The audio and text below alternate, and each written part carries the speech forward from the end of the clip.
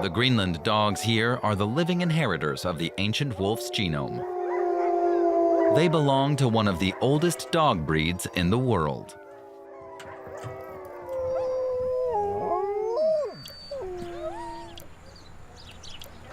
Here, humans and dogs still lead a life left untouched by modernity.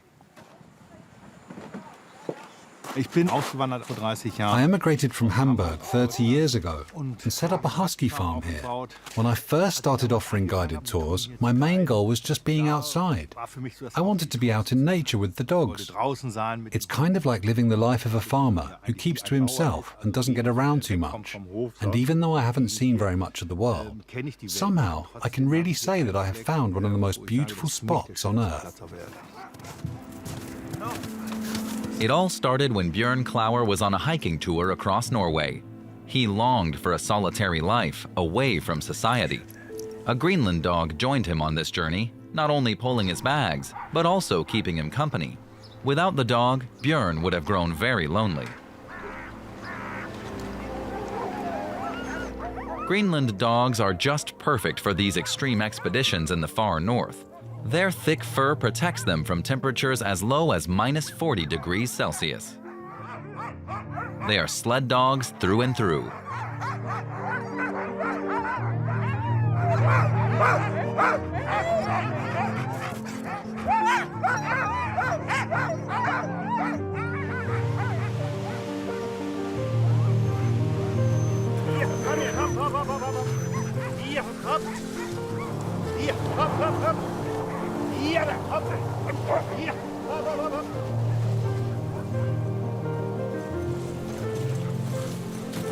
Bjørn's routine with the dogs is dictated by the weather.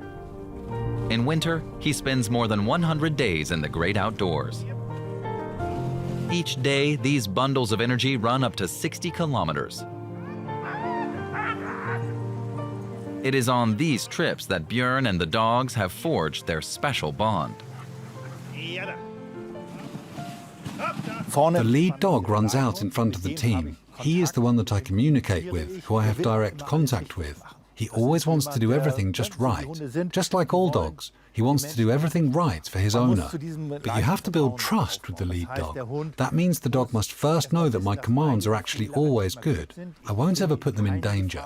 On the other hand, if the dog backs away from something, I must also know, okay, there has got to be something in the way. Your dog is basically your life insurance policy out here, and it trusts you no matter what. The highlands of northern Norway.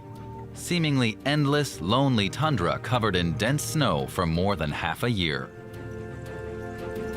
What has now become a passion for Bjørn was once essential to the survival of our Nordic ancestors. Sled dogs and humans have shared a close relationship for more than 2,000 years. With nomads in Siberia, with Inuits, the natives of North America, and with the inhabitants of Greenland, the home of Bjørn's Greenland dogs. In a landscape dominated by ice and snow, our ancestors were dependent on their dogs. And not only for hunting. With their sleds, they were able to reach other settlements to buy and sell goods. The dogs played a key role in expanding trade routes. Even at this point in time, dogs proved themselves to be highly sociable animals. These endearing traits have endured until today.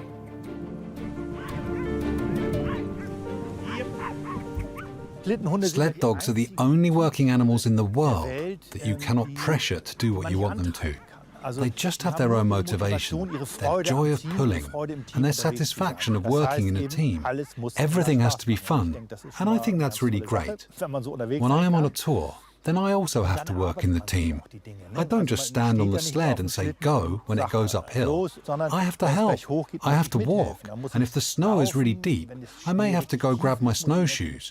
And it is this collaboration, in my opinion, which is the greatest experience. This really deepens our connection with nature even more.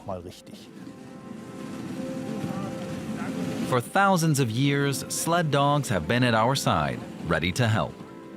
And in the process, they've learned to understand us.